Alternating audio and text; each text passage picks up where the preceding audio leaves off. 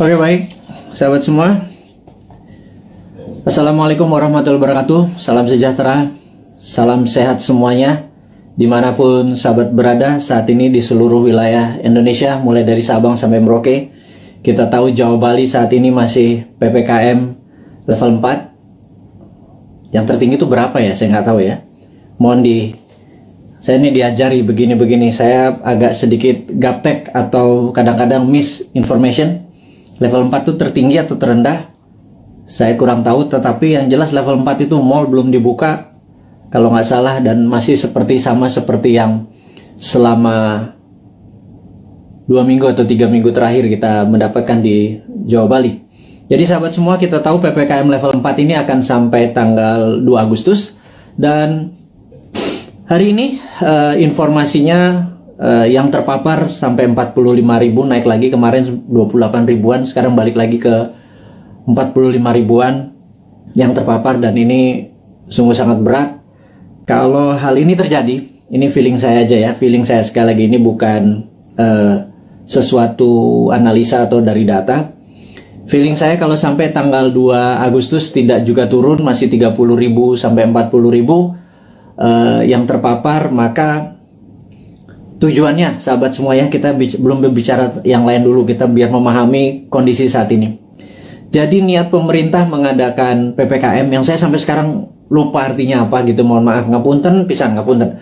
Jadi yang jelas adalah kita waktu awal-awal Juli itu kita terpapar 30.000, 40.000, 50.000. Kemudian pemerintah berharap kalau itu turun sampai di bawah 10.000 yang terpapar per hari, maka itu adalah masa PPKM dilepas dan kita kembali berkehidupan sosial seperti biasa, normal gitu ya. Dan ternyata setelah kemarin PPKM itu gagal membawa ke angka 10.000, kemudian diperpanjang lagi, dan sekarang diperpanjang lagi setelah sampai tanggal 25, 26 diperpanjang lagi, sekarang diperpanjang lagi sampai 2 Agustus. Nah, yang diharapkan adalah dengan PPKM itu adalah pergerakan manusia, human movement adalah di bawah 50%. Tapi kalau bisa 70%.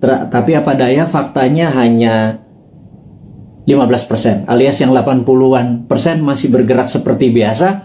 Karena itu tidak ada perubahan yang signifikan, walaupun cukup ketat di sana sini membatasi. Tetapi agaknya perut lapar dan kebingungan akan rekening di bank dan kantong menipis itu membuat logika beberapa sahabat kita yang 80% ini nggak bisa diam gitu ya, sangat bisa dimengerti. Dan pemerintah berat sekali kalau masih 15% yang berada di rumah, kemudian dicoba perpanjang lagi, dan faktanya hanya 20%-an yang berada di rumah, alias yang 80%-an masih keluyuran keluar, walaupun makanan, bisnis sudah tidak banyak dibuka lagi. Dan masukan dari beberapa teman yang dulu pada saat di rumah dia pakai Gojek, pakai GoFood, pakai pesan-pesanan online, food online, ternyata rekening bulanannya meledak. Tidak bisa juga dia belanja tiap hari pakai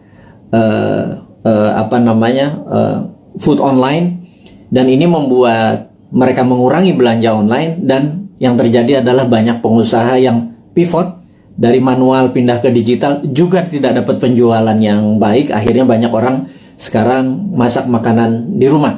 Jadi pebisnis yang tadinya pivot sebentar ternyata tidak survive juga. Itu adalah fakta-fakta yang terjadi. Jadi saya rangkum bahwa yang diharapkan adalah 50% orang berada di rumah, faktanya hanya 15%. Sampai 2 kali perpanjangan PPKM, tidak turun juga sampai di bawah 10.000, masih 40.000 yang terpapar per hari, 45.000 hari ini. Dan kalau begini terus sampai tanggal 2 Agustus, maka kemungkinan besar PPKM ini akan diperpanjang, baik itu di level 4 atau level 3, cabenya mungkin pedesannya agak berkurang. Tetapi kita harus melihat fakta, sebentar lagi 17 Agustus gitu ya. Di sini masyarakat bergerak lagi. Jadi kalau itu bergerak lagi, masyarakat bergerak lagi, itu tidak pernah turun-turun di bawah 10.000, dan berita buruknya PPKM akan berkepanjangan. Jadi saya pikir masalah pemaparan COVID dengan PPKM ini terbukti tidak efektif gitu ya. Nah, mungkin kalau di setiap rumah dikasih duit 5 juta per 2 minggu, yang di daerah terpapar PPKM per kepala keluarga, mungkin mereka semua akan memilih diam, karena kalau mereka keluar mereka didenda 5 juta gitu ya. Kalau di dalam rumah dikasih 5 juta. Jadi kalau keluar rumah di charge 5 juta. Mungkin orang Indonesia tuh memang mungkin jangan-jangan nggak bisa dipanis atau nggak bisa dihukum. Yang orang Indonesia tuh cocoknya adalah diberi hadiah atau diberi insentif. Jadi ya kepada kepala negara, pejabat saat ini, ya mbok pakai alternatif kedua, jangan dilarang. Kasih aja sudah duit, kasih vitamin gitu ya. Udah lepas aja, jangan-jangan ini pakai herd immunity, mungkin ya, karuan aja. Jadi ya vaksin diteruskan, vitamin dikasih setiap rumah, duit dikasih 5 juta sebulan gitu ya, mungkin mereka akan manut sama pemerintah dan gagasan-gagasan ini tadi. Oke. Kemudian saya juga ingin mengabarkan bahwa kita mempromosikan yang namanya kibarkan bendera putih jika Anda atau sahabat semua punya masalah keuangan, masalah kesehatan, dan tugas sahabat semua adalah menurunkan bendera putih itu dengan menolong mereka. Jadi bendera putih itu adalah tanda, bukan menyerah, bukan kalah. Itu adalah tanda Anda butuh pertolongan, gitu ya. Kita bingung kalau bendera kuning nanti di sebagian wilayah dibilang kematian, tapi di daerah Makassar putih malah dibilang kematian. Tapi ini bukan itu masalahnya. Kita hanya ingin memberi signal dari sesama untuk sesama bahwa kalau ada bendera putih naik, tanya dia, tolong dia, gitu ya. Tetapi saat ini pemerintah dan partai yang mendukung pemerintah agak sensi gitu ya. Dianggap gerakan bendera putih ini adalah gerakan politik yang menganggap kalau itu banyak bendera putihnya dianggap pemerintah ini tidak perform, dan bendera putih ini gerakannya dicoba diganti dengan memasang bendera merah putih, yaitu pejuang melawan COVID. Ini yang saya sedikit heran, kok sensitif banget sih ya pada saat orang atas nama kemanusiaan bergerak dicap mau berpolitik gitu ya. Enggak lah. Kali ini nih politik nomor 5 kali. Nomor 1 adalah humanitarian atau keselamatan sesama anak bangsa. Kalau pemerintah nggak bisa bantu, kita coba bantu dengan berkontribusi menurunkan bendera putih. Jadi bendera putih sekali lagi bukan gerakan politik. Dan kalau Anda, wahai pejabat, sekarang memutuskan untuk memasang bendera merah putih sebagai bentuk perjuangan terhadap COVID, kita dukung juga gitu ya. Bendera merah putih kita naikkan. Tapi kalau teman kita lapar, kodenya apa? Kalau ditaiknya bendera merah putih kan perjuangan gitu ya. Nah, tapi terlalu politik. Saya lagi, ini bukan politik. Nggak ada niat untuk kita yang mempromosikan bendera putih ini sebagai gerakan politik. Gerakan bendera putih adalah gerakan sosial. Tidak ada niatan untuk berpolitik. Anda aja yang menjabat. Toh 2024 Anda juga selesai semua jabatannya ya. Dan saya titip ya, tolong utangnya jangan banyak-banyak, karena kami repot bayarin utang Anda gitu ya. Sekali lagi, kami nggak akan cawe-cawe kok sama Anda ya, tapi pasti kami suruh bayar gitu ya. Dan Anda ya mbok jangan nambah lagi utangnya gitu ya. Berat loh, hampir 6.500 triliun utangnya saat ini, dan pilihannya Ibu itu juga masih ngutang lagi, nambah 500 triliun lagi. Itu kalau hampir berapa ya kalau nanti di akhir masa jabatan, hampir 10.000 triliun. Itu kalau bunganya 5% setahun itu 500 miliar, hanya 500 triliun hanya untuk bayar bunganya. Kasihan Pak, kita nih Pak, New Mind ini Pak, nyaurin utang gitu ya. Anda dapat nama sama pestanya, kita yang nyuci piring Pak. Ya kasihan dikit lah, kasihan dikit buat anak-anak New Mind yang nanti berkuasa ini ya Pak ya. Jadi wahai pejabat, sekarang Anda boleh lakukan apapun, tolong jangan nambah utang gitu ya. Pusing kita nanti bayarnya, anak cucu kita bayarnya. Dan tapi tenang, kalau New Mind berkuasa, Anda nggak diganggu kok, nggak ada masalah legal, nggak masalah buzzer menyerang Anda. Enggak lah. Anda aja yang pakai buzzer itu untuk membunuh karakter orang-orang yang tidak setuju. Silahkan Anda aja. Kita tidak akan balas. Itu bedanya. Kita akan mikul dhuwur mendem jero. Kita mendem rasa kita. Kita akan kelarkan ini. Tidak ada dendam di antara kita. Bahkan Anda ngutang, monggo, tapi jangan banyak-banyak, karena kita akan nyaur. Tenang ya, saya nggak yakin Anda bisa nyaur atau membayar utang tersebut, tapi New Mind bisa. Jadi sekali lagi, pesan kepada pejabat, Anda masih punya 3 tahun. Bendera putih bukan gerakan politik. Bendera merah putih Anda adalah gerakan politik. Anda mau berjuang melawan COVID, kita juga berjuang melawan COVID. Kita mau membantu sama, itu adalah gerakan kita. Anda nggak dukung, nggak apa-apa. Anda mau menjalankan 3 tahun lagi, monggo, silakan, kami nggak cawe-cawe. Tapi pesan satu aja, jangan nambah ngutang ya, gitu, karena repot kalau ngutang diperpanjang. Karena pasti kami yang nyaur, kami yang ini. Anda sekarang silakan terus kedua, Anda boleh menggunakan buzzer, silakan membunuh siapapun yang Anda mau oposisi, Anda mau eksekusi dengan buzzer Anda, silakan.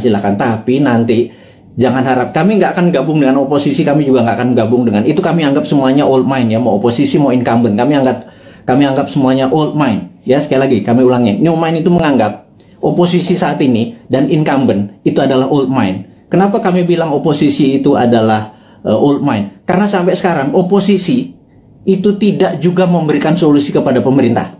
Dan kedua, pemerintah saat ini bengep-bengep berjuang gelundang-gelundung sendirian, keberatan, ditolong, disaranin, gak denger, ya wis, kita cuma bisa ngasih saran, kita nggak pernah ngeritik loh, ngeritik kasih saran, atau ngasih saran sekalian, Anda nggak pakai silahkan, nanti kita pakai gitu ya. Jadi sekali lagi, New Mind itu bukan oposisi, New Mind itu bukan incumbent, New Mind adalah NKRI garis lucu, dah gitu ya. Jadi pesan kami sekali lagi kepada pejabat, jangan pernah ngutang gedean karena kasihan New Mind. Tapi kalau Anda bisanya ngutang ya monggo, yang penting hidup ini NKRI masih tetap nyambung. Tapi kita akan semangat terus melunasi utang Anda. Satu, yang kedua adalah kita tidak akan cawe-cawe. Kita nanti tidak akan punya buzzer gitu ya. Kita akan menggunakan semuanya baik, semuanya terbuka, semuanya pakai tepos seliro. Kalaupun saya nggak ngerti ya, saya mungkin nanti atau teman-teman akan sowan kepada senior-senior itu gitu ya. Gimana ngurusnya waktu itu. Tapi yang New Mind tetap kita akan humble, rendah hati, dan tidak punya dendam ya. Itu kita berita yang di awal dialog malam ini, di malam Selasa di tanggal 27 Juli, di mana saat ini Santara alhamdulillah baru berusia 3 tahun, dan kami menyatakan masih perjuangan masih panjang untuk menolong UKM akar rumput. Kami baru saja menyalurkan total 3 tahun itu tidak sampai 200 miliar. Kami membutuhkan UKM yang masih membutuhkan dana, karena sekali lagi kami melihat bahwa UKM lah bisnis yang survive di masa krisis, yang tetap eksis di masa krisis adalah UKM. Terbukti tahun 98 UKM yang survive. Tahun 2008 sewaktu subprime mortgage menimpa dunia, UKM-nya survive. Dan tahun ini, tahun COVID, tahun pandemi, itu pun UKM yang bisa survive. Dan kita tahu UKM saat ini dianaktirikan oleh old mind, karena kita tidak bisa minjam kredit dibatasi, hanya daerah-daerah tertentu, harus punya jaminan dan lain sebagainya. Kalau sahabat punya masalah keuangan dan perlu pendanaan, Anda mau scale up, Anda mau meningkatkan penjualan, mau menambah cabang, apapun itu, yuk UKM datang. Kami, Anda mendaftar hari ini 10.000 UKM pun Santara bisa menelan dan membantu itu semua. Kami akan gulung komeng kerja keras seperti pemerintah saat ini membantu rakyatnya. Kita membantu sisi UKM-nya saja. Kami siap, dan kami tadi rapat semua di keluarga besar Santara untuk mulai hari ini, tanggal 27 Juli 2021, 3 tahun usia Santara. Kami siap tidak tidur siang malam, membagi jam kerja untuk membantu teman-teman agar UKM-nya bisa sukses, eksis di tengah krisis dengan pendanaan. Yang kedua adalah, kita tahu teman-teman investor, teman-teman yang mempunyai portfolio keuangan, kami sangat menyarankan Anda saat ini mungkin punya tabungan, deposito, punya mencari tempat investasi, Anda tidak perlu investasi besar yang beresiko. Seperti misalnya di dunia properti Anda harus beli tanah dulu. Seperti di usaha-usaha yang lainnya. Sementara uang atau modal Anda terbatas, katakanlah kecil, di bawah 10 juta, di bawah 20 juta gitu ya. Dimana investasi yang lain besar-besar. Urun dana adalah kita bersama-sama bergandengan tangan membantu UKM. Jadi underlying uang kita adalah UKM, dunia nyata, dunia real. Jadi kalau Anda punya 10 juta, 2 juta, 1 juta, berapapun itu, kalau di deposito nggak ada artinya, ditaruh di ATM atau habis gitu ya, ditaruh di bini apalagi gitu. Nah, cobalah portfolio Anda, keuangan Anda mulai dibagi-bagi. Jadi misalnya letakkan sedikit di UKM Santara. Anda bisa pilih, sebentar lagi listing-listing di Santara itu akan bertaburan. Pilih, Anda pilih sendiri. Di dalam investasi, Santara hanya penghulu.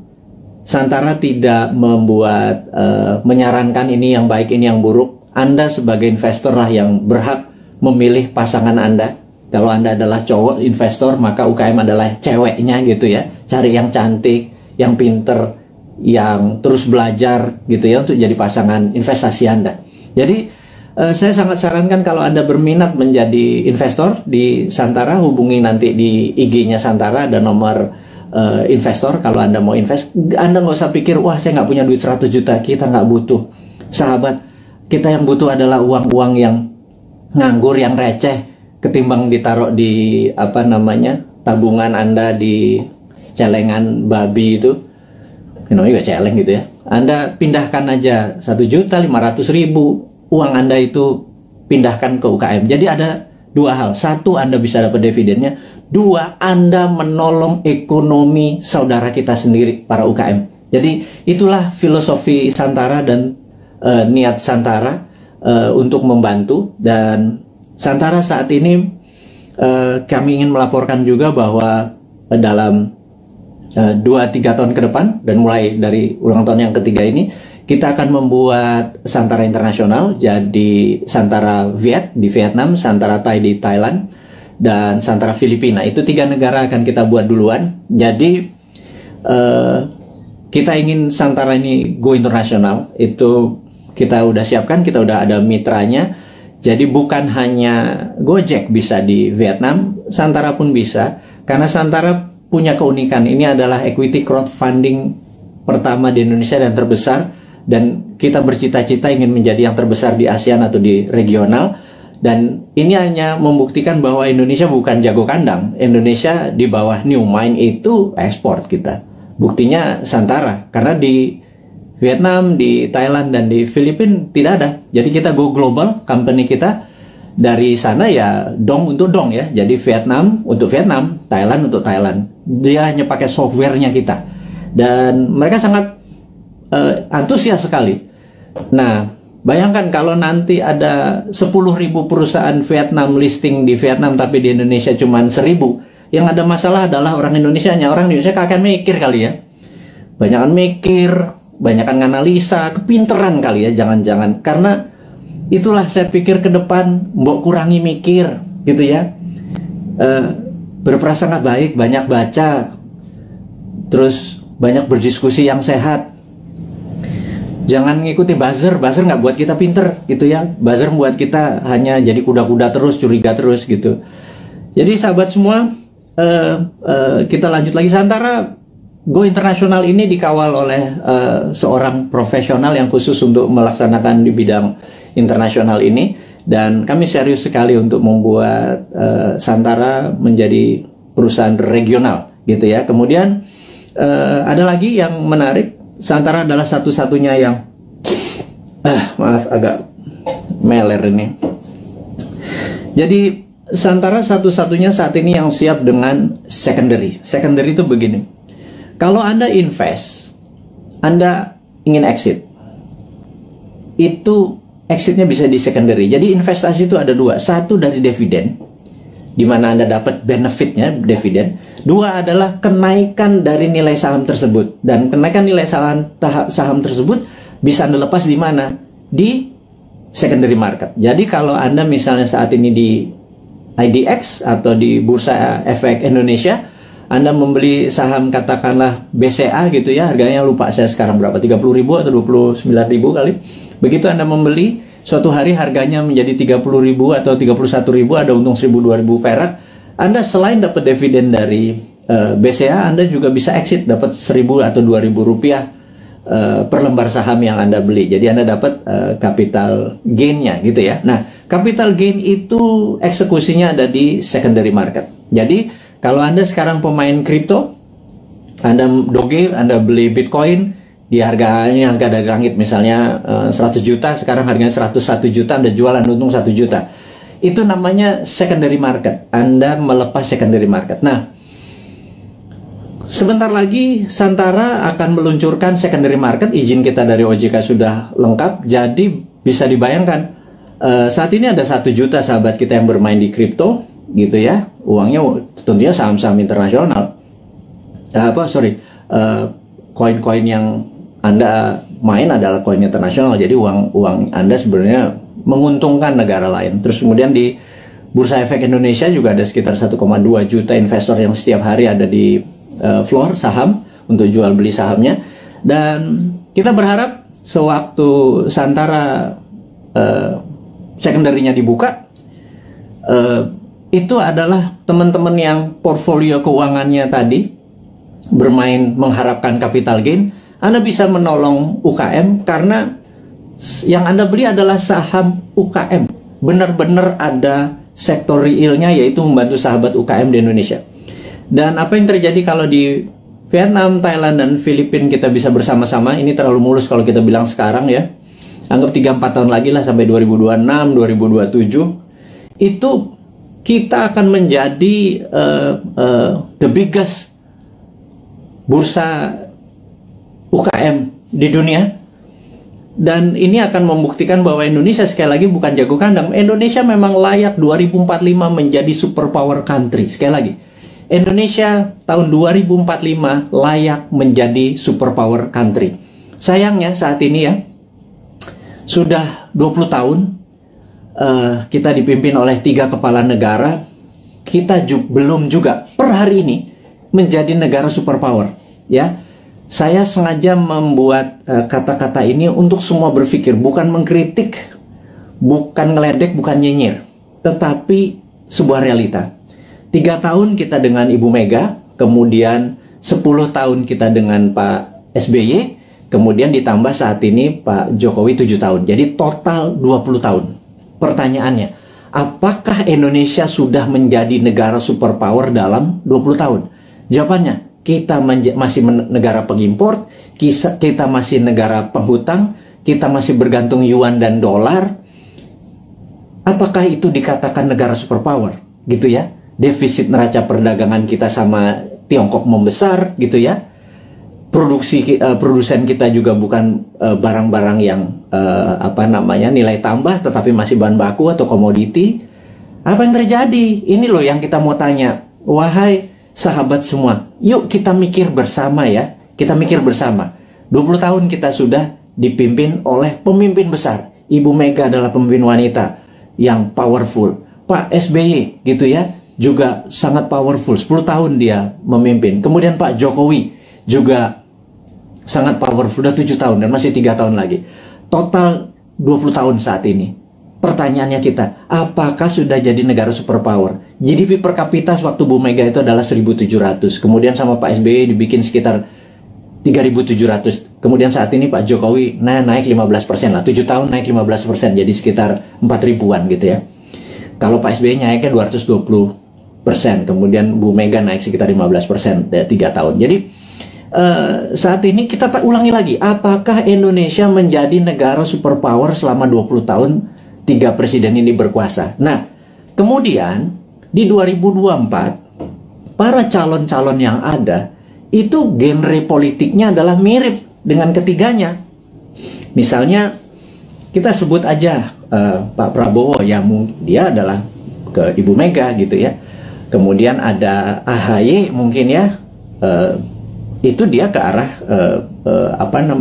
Pak SBY. Kemudian ya ada nama-nama seperti Pak Ganjar, Erick Thohir dan lain sebagainya, seperti istana sekarang atau Pak Jokowi genrenya.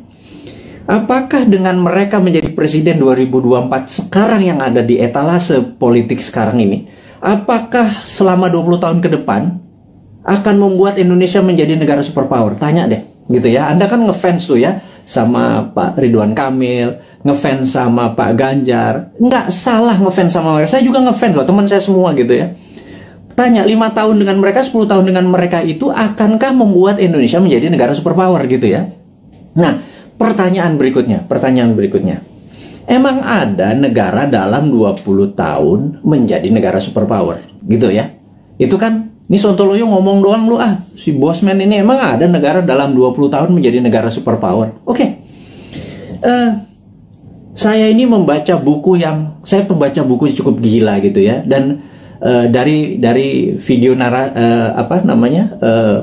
IG live terakhir dan hingga saat ini saya lagi membaca buku Deng Xiaoping the Transformation of China dari Ezra Vogel. Bukunya 700 halaman, saya baru baca 500 halaman. Very powerful sekali Deng Xiaoping ini. Dan ini yang saya mau ceritakan, apakah dalam 20 tahun emang ada negara menjadi superpower? Oke, jawabannya adalah begini. Sahabat semua, di tahun 1918 Perang Dunia Pertama berakhir. Dan disitulah Jerman kalah perang. Jerman harus menanggung hutang atau biaya Perang Dunia Pertama yang rusak tadi ke negara pemenang perang. Jadi sudah Jermannya miskin, Jermannya harus membayar kerusakan yang dia buat. Jadi Jerman kalahnya 2. Udah rata tanah di Jermannya, Jerman harus bayar utang. 1918. Kemudian 1933 Jerman menyerang Polandia. 36, 39 masuklah Perang Dunia Kedua gitu ya, sampai tahun 45. Udah, kita sederhanakan aja. Dari 1918 sampai 1938 itu 20 tahun. Jerman menjadi negara superpower. Betul nggak? Dia bisa mengalahkan Eropa kok dalam 20 tahun dari negara miskin, dari nol. Pertanyaannya, apakah waktu Jerman selama 20 tahun itu untuk menjadi negara superpower, Jerman ngutang IMF? Jerman minjem yuan? Jerman pakai teknologinya Tiongkok? Mikir nggak tuh? Ada nggak sih yang mikir? Apakah Jerman dagang? Jual 10 modal 5. Untung 5 ditabung untuk membangun Jerman yang modern, membuat alat perang yang kencangnya bukan main, membuat kekuatan militer dan bangunan terbesar di Jerman hanya dalam 20 tahun. Saya ulangi lagi, pakai IMF, pakai ngutang, pakai yuan, enggak kan? Oke, mulai nemen ini Bosman ini kalimatnya, nyindir tapi ya biar logik lah. Pengagum-pengagum pejabat sekarang tuh biar mikir gitu lah. Bukan saya ngenyek gitu ya. Saya cuma ngingetin. Karena nggak ada yang tahu tuh, nggak ada yang ngomong juga gitu ya. Apa karena terlalu sibuk saat ini banyak cuan yang mereka harus bagi-bagi sehingga lupa belajar gitu ya. Ya wes, Bosman aja yang baca, Bosman yang belajar, saya kasih ke teman-teman semua gitu ya. Berikutnya adalah Jepang. 1945 Jepang rata tanah. Jepang rata tanah. Hiroshima Nagasaki itu rata tanah. Pusat perdagangan dia udah nggak produksi lagi.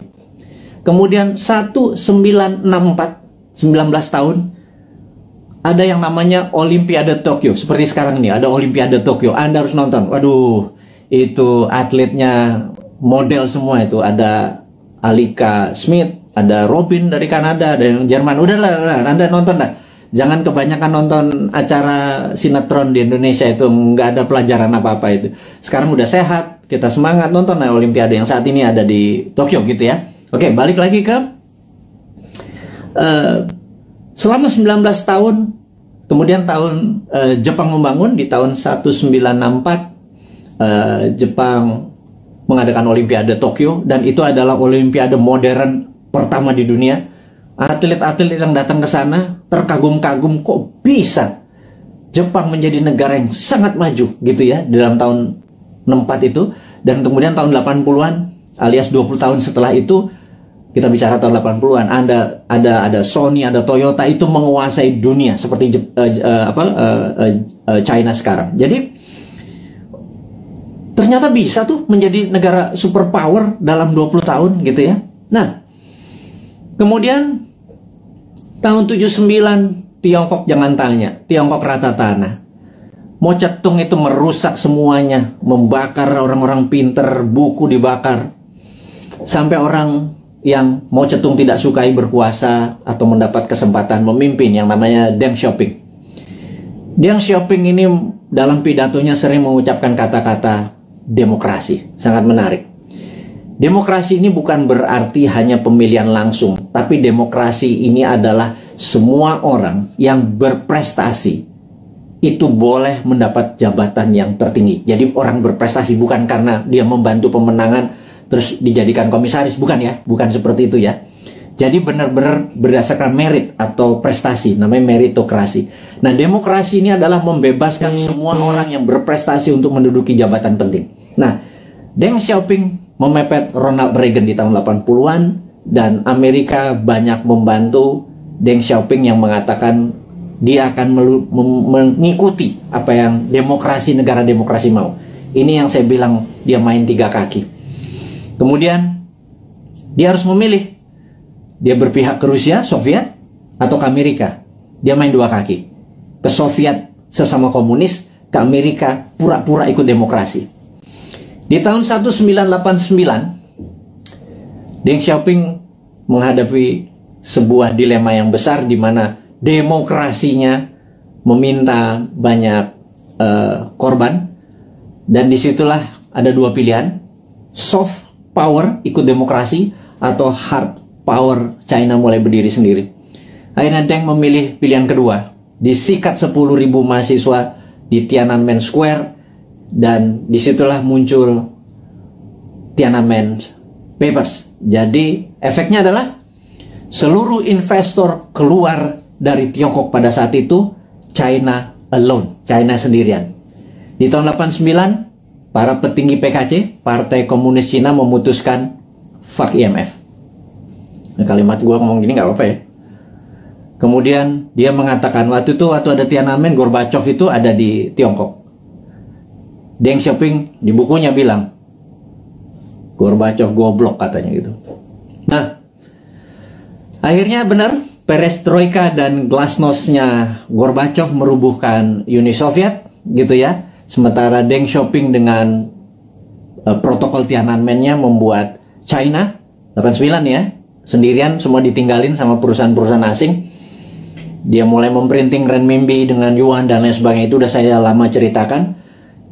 Puncaknya adalah tahun 2008 pada saat Olimpiade Beijing. Jadi tahun 1989 sampai 2008 adalah 19 tahun. Oke, kita buletin aja. 20 tahun.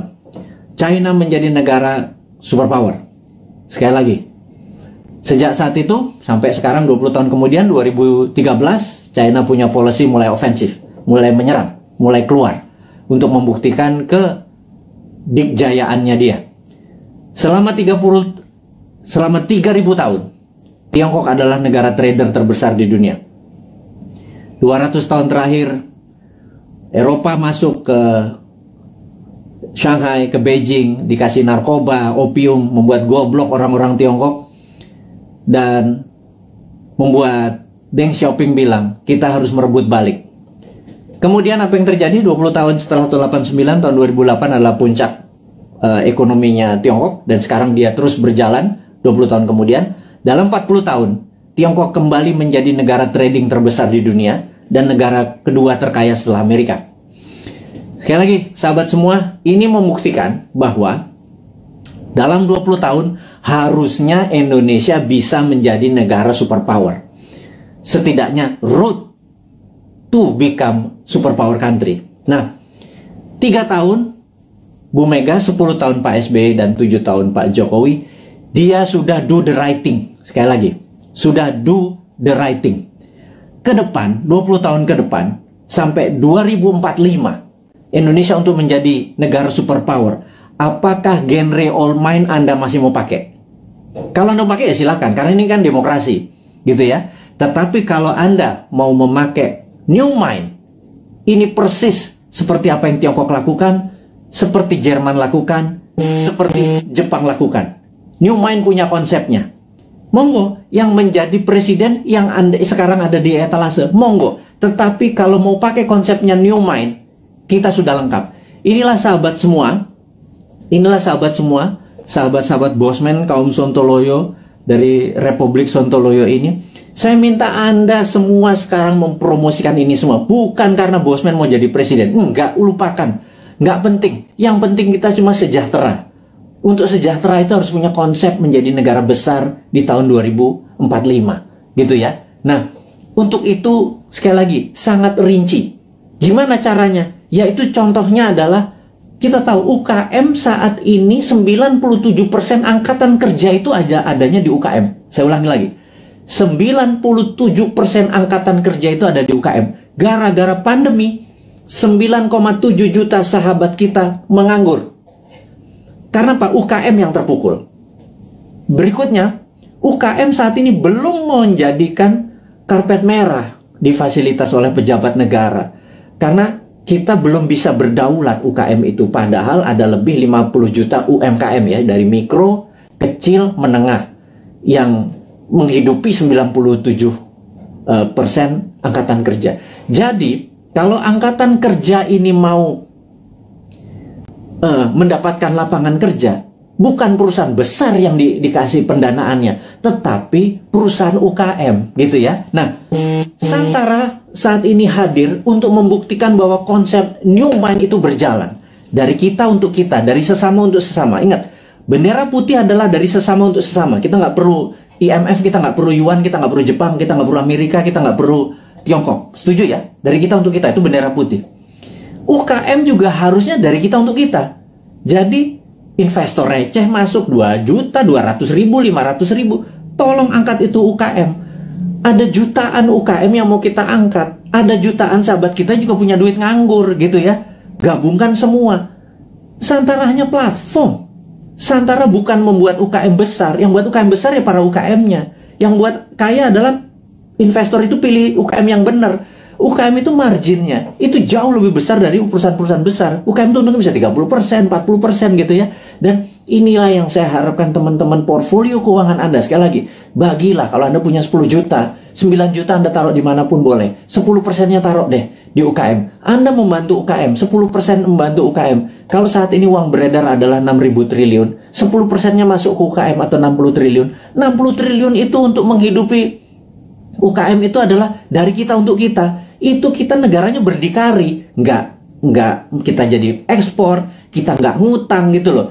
Nah, sahabat semua, di ulang tahun Santara ketiga dengan berapi-api si Bosman Sontoloyo ini, ngapunten minta izin tanpa niat menyinggung siapapun, tetapi kita mengkritik diri kita sendiri bahwa yuk 20 tahun kita ucapkan terima kasih kepada pemimpin-pemimpin kita yang telah membawa kita ke saat ini, kita masih utuh negaranya, dan ke depan kita harus mempunyai konsep baru. Konsep baru ini adalah yang kita akan lakukan adalah membangun akar rumput, gitu ya. Membangun akar rumput ini adalah bisnis akar rumput kita bantu, adalah investor akar rumput kita bantu. Jadi itu adalah informasi, dan ini terakhir berita internasional. Jadi ada 3 step tadi ya, lokal tentang pandemi, bahwa kita belum melihat pandemi ini akan berakhir sampai habis 17 Agustus sampai Agustus, belum melihat.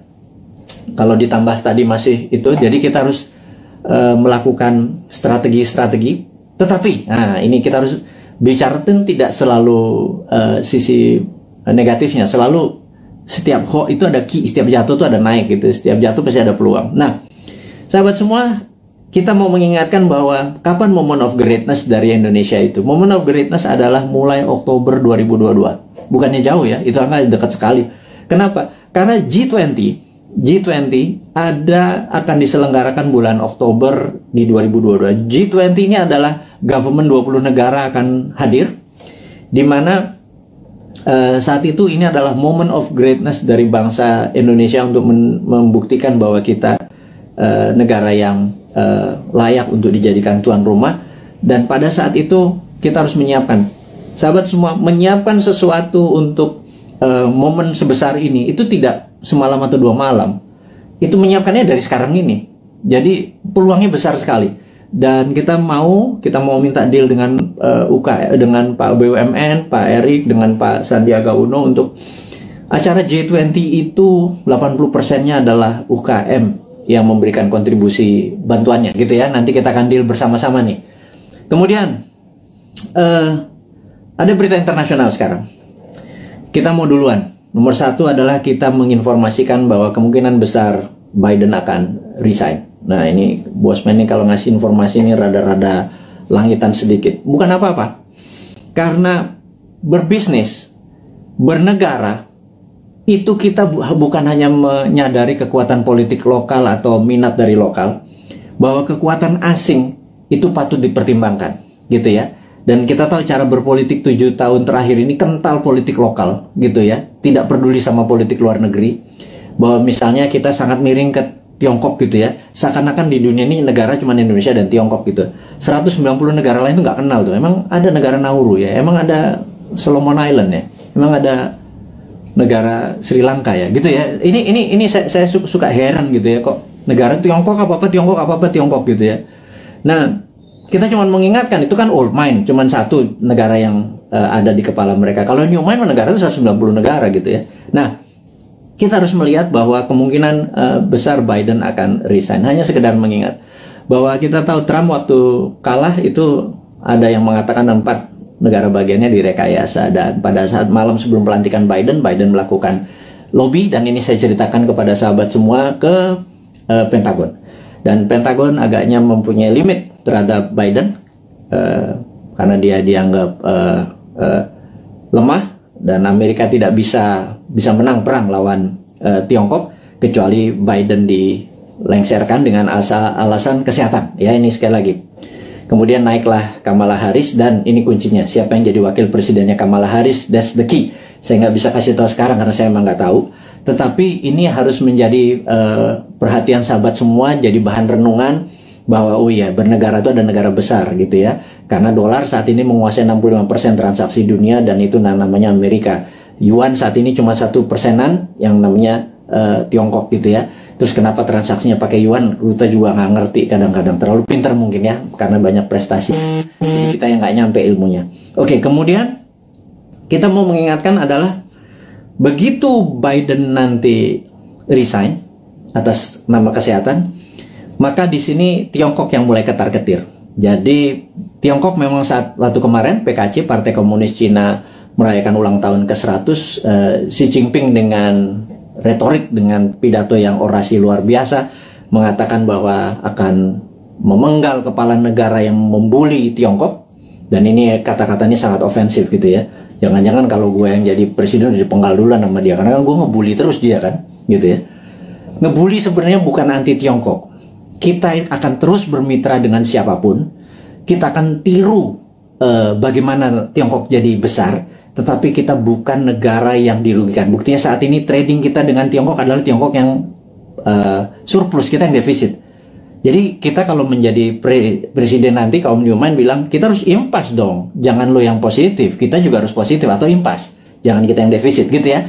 Tapi itu perlu strong lobbyist gitu ya. Bukan yang mimpin lobbynya adalah diplomatik NKRI garis lurus, bukan trader gitu. Kalau trader ya negara untung rugi nggak peduli, yang penting kantong gue tebel gitu kan. Nah itu ya itulah, siapa yang masih memuja-muja orang-orang itu, Anda harus ingatkan suatu hari Anda tidak menjabat gitu ya. Nah tapi ingat, kita bukan tipe balas dendam, gitu aja bedanya New Mind. Kemudian kalau kedua, Xi Jinping mengatakan bahwa dia akan melakukan aneksasi Taiwan, Hong Kong dan Macau. Kemudian dia juga menyiapkan 100 silo dengan hulu ledak nuklir. Silo adalah tempat peluncuran roket berkepala nuklir. Ini menunjukkan Cina benar-benar ready untuk war. Nah, pertanyaannya, apakah akan terjadi war physical? Di sini kita mau mengingatkan bahwa sewaktu kita melihat dari sisi Amerika, apakah Amerika akan melakukan naval war? Karena perang China sama Amerika battlefieldnya atau tempat perangnya adalah Laut Cina Selatan. Karena perangnya laut, maka perangnya naval. Naval itu adalah perang kapal. Jadi kapal Amerika mungkin mepet sampai China, Tiongkok sisi barat, sisi timur. Kemudian sebelum mepet tersebut, roket-roketnya Tiongkok langsung mukulin kapal di navinya kapalnya Amerika. Tapi kayaknya nggak mungkin, karena itu tidak berefek kepada mainlandnya Amerika. Dan perang di laut itu mahal, gitu ya. Perang di laut itu mahal. Jadi sahabat semua, apa yang dilakukan kalau perang ini terjadi? Perangnya ada dua, yang kita sebut ini perang baru. Perang baru, saya baru baca bukunya soalnya. Saya ini kaget-kaget dengan istilah baru. Saya nggak yakin para pejabat sekarang sempat baca. Jadi ya udah kita ajarin aja mereka dengan ini, namanya invisible war atau perang yang tidak terlihat. Perang tidak terlihat ini ada dua. Nomor satu, kita tahu bahwa Amerika punya angkatan ke-6 yang namanya Space Army, ya. Angkatan ke-6 Space Army Amerika ini yang perangnya nanti perang bintang atau Space War, karena dia punya orbit tertinggi. Jadi orbit posisi satelit, posisi orbit satelit Amerika itu di orbit tertinggi, karena posisi dia di atas dari 1000 satelit Cina. Kita tahu di dunia ini ada sekitar 20.000 satelit. 60% adalah milik Amerika. Cina cuma 1000. Itu ditembakin semua satelitnya dari pakai laser magnetic beam yang Amerika saat ini punya. Itu pasti China shutdown itu, gitu ya. Kemudian kita mau mengingatkan lagi, invisible war kedua adalah pandemi, gitu ya. Jadi dihajar dengan pandemi di sisi bawah, di atas, di yang tidak kelihatan juga di sisi battle space, perang udara. Nah, teman-teman, apapun yang terjadi perang antara dua gajah itu, jangan Pelanduk mati di tengahnya, jangan Indonesia mati di tengahnya. Karena itu kita selalu menantang old mind ini, punya plan B nggak, gitu ya. Sekali lagi, punya plan B nggak kalau benar-benar ini terjadi? Karena kapanpun bisa terjadi. Anggap tidak terjadi, tapi kan plan B tetap harus punya, gitu ya. Gitu. Misalnya kita tanya lagi, kalau vaksin yang 150 juta sudah divaksinin semua warga Indonesia, tetapi tetap aja COVID tetap merajalela, punya plan B nggak, gitu ya? Nah, kalau nggak punya plan B, ini bernegara model apa sih kalian itu, gitu ya? Nggak ngerti geopolitik luar negeri, nggak ngerti pandemi, bahwa itu adalah war tool, strateginya adalah gagap, gitu ya. Kita sekali lagi, ini bukan mengkritik, ini mengingatkan bahwa kesadaran bernegara dari kaum New Mind itu tinggi. Kita ini patriotis semua nih, kaum New Mind ini. Kita nggak pernah menyalahkan tanpa solusi, gitu. Kita ngeritik barusan aja, nyinyir sedikit, tetap ngasih solusi, gitu ya. Nomor satu solusinya apa? Itu kita kasih berita internasional bahwa Biden mungkin resign, China sama Amerika mungkin eskalasi perangnya akan tinggi. Kemungkinan perangnya adalah invisible war, yang satu pakai space orbit tertinggi, dan kemudian pakai COVID atau pandemi, gitu ya. Kemudian perang ini dengan COVID ini akan panjang, gitu. Pertanyaan berikutnya adalah, setelah pandemi ini masih ada perang nggak? Karena saat ini masuk perang dunia ketiga sesungguhnya. Perang dunia ketiga itu ada common enemy, ada musuh bersama. Kalau dulu Jerman di perang dunia pertama, cuma ada Jerman dan Jepang di perang dunia kedua. Common enemy kita atau musuh bersama kita saat ini adalah pandemi. Seluruh dunia kena pandemi. Jadi kita ini harusnya udah masuk kategori war, dan invisible war tentunya. Musuh kita tak terlihat. Ini kita harus gandengan tangan sesama apa namanya, human atau homo sapien ini, sesama makhluk yang namanya manusia ini, gitu ya. Jangan lagi bilang membeda-bedakan agama, ras, suku, dan lain sebagainya negara. Jadi untuk perang lawan pandemi ini kita benar-benar satu saudara semuanya. Nah, yang harus diingatkan lagi adalah, setelah pandemi ini kemungkinan besar, dan kita udah ngomong tahun lalu, kemungkinan besar ada yang namanya climate war atau perang cuaca. HAARP atau HARP saat ini sudah mulai saling tembak. Dan dulu selama 10 tahun biasanya di Alaska antara Rusia sama Amerika. Nah, HARP ini, Amerika pernah nembakin HARP ini, membuat kelangkaan gandum, sehingga gandum di Timur Tengah kurang karena tidak bisa disuplai oleh Rusia. Rusia dikerjain, waktu itu kering kepanjangan. Kelaparannya di Timur Tengah membuat peristiwa Mesir terjadi, gitu ya. Ini semua ada relasinya dan sudah berhasil merubah. Jadi climate war ini akan membuat kelangkaan pangan. Nah, itu dunia ya, bukan Indonesia saja. Indonesia ini punya kelebihan, yaitu punya 2 musim. Musim hujan, lupa gua. Musim durian juga masuk harusnya ya. Musim kawin segala macam, lupa gua. Jadi bukan musim hujan dengan musim kemarau saja.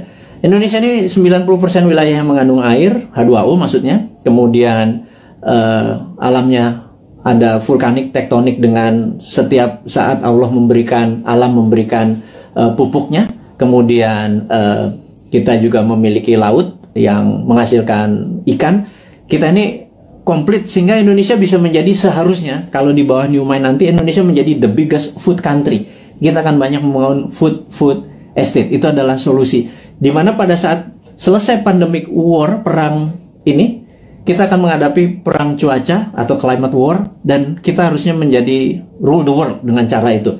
Jadi 2045 Indonesia benar-benar menjadi negara superpower gitu ya.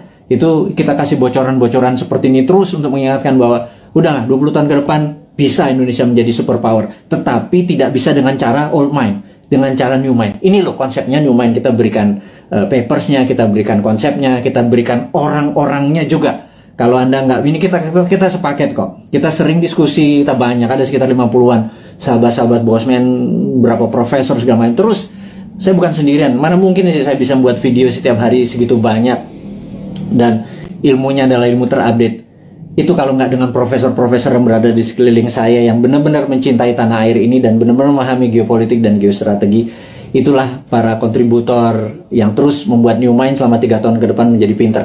Yang saya harap sih sebenarnya saat ini kan masih 3 tahun, yang old mind minggir, sekitar 30 menteri minggir, menteri-menteri New Mind masuk gitu ya. Tapi ya benar-benar harus versinya New Mind. Nomor 1 misalnya BI kita bubarin, di bawah masuk di bawah Menteri Keuangan, jadi Dirjen Moneter gitu ya. Waduh, kalau kayak gitu mah waduh, kita printing money, kita kasih ke UKM produksi tentunya, bukan UKM non produksi, UKM produksi dulu supaya nggak terjadi inflasi. Inflasi adalah kalau uang beredar tidak sama dengan produksi. Jadi uang beredar harus sama dengan produksi. Berapapun uang dicetak selama produksinya sama, tidak ada inflasi. Kecuali ilmu lama ya, ilmu supaya kita ngutang terus dengan IMF itu nggak boleh printing money. Yaitu ilmunya old mind. Monggo silahkan, masih 3 tahun lagi. Atau mau sekarang mau dibantu sama kita boleh. Minggirlah 30 orang itu, atau minggir semua kabinetnya. Masuklah generasi New Mind ini. Nah kalau enggak ya udah, kita nunggu 3 tahun lagi. Tapi sekarang selama 3 tahun kita minteri 200 juta saudara kita debat ilmunya New Mind dengan Old Mind. Kita debat, kita buka, dan sahabat semua, Anda adalah pahlawan-pahlawan. 4.600 ini orang yang mendengarkan Bosman saat ini. Anda adalah orang-orang yang luar biasa yang punya ilmu ini. Yang Anda saya yakin Anda berdebat dengan siapapun, Anda udah punya basic ilmunya yang luar biasa. Nah, terakhir saat ini informasinya sahabat semua, entah bagaimana di YouTube itu banyak sekali cerita tentang Satrio Piningit gitu ya. Ini saya mau meluruskan lagi. Satrio Piningit adalah dulu Jayabaya menyatakan pada saat ada goro-goro, dan corona ini dianggap goro-goro yang meruntuh lantakan dunia, ini akan muncul Satrio Piningit atau Satrio yang dipingit gitu ya, dipingit, diumpetin gitu ya. Dan ada yang mengatakan Bosman ini video-videonya dia keluar tapi orangnya nggak keluar. Ini jangan-jangan Satrio Piningit. Saya bilang ini kurang ajar ini. Saya bilang jangan pernah menyebut Satrio Piningit itu Bosman. Nggak ada urusan, sekali lagi. Saya nggak pengen disamakan karena niat saya bukan begitu gitu ya. Terus ada yang bilang bahwa Pak Soekarno itu Jawa Timur atau Majapahitan, Pak Harto Jawa Tengah atau Mataraman gitu ya. Kemudian Pak SBY adalah Jawa Timuran, Majapahitan, Pak Jokowi Jawa Tengah, Mataram. Sekarang sudah masanya balik lagi ke Jawa Timur, Majapahitan, Bosman arek Jawa Timur, terus cocok Majapahitan. Saya bilang lo gila, lo analisa kayak gitu jangan ya. Tolong hal-hal seperti begini jangan diucapkan karena itu nggak penting gitu ya. Memang itu folklore atau cerita rakyat. Oktober 2022, yuk kita bareng-bareng membantu UKM. Kemudian kita tahu bahwa pandemi ini masih lama karena memang didesain atau pandemik atau pandemi yang diplan, yang direncanakan, ada yang ditarget. Kita terus menjaga kesehatan, dan kepada tenaga medis, tenaga kesehatan, kami semua di belakang Anda, jangan pernah menyerah. Terima kasih Anda sudah memberikan hati Anda, tenaga Anda. Saya dan kami cuma bisa mendoakan bahwa terbaik buat Anda, keselamatan buat keluarga Anda, terus menjaga kesehatan. Dan kepada sahabat semua di Indonesia dan dimanapun Anda berada, kaum NKRI garis lucu ini, teruslah mendoakan kita supaya menjadi yang terbaik, saling membantu sesama. Hairul kalam, saya ucapkan terima kasih. Wassalamualaikum warahmatullahi wabarakatuh.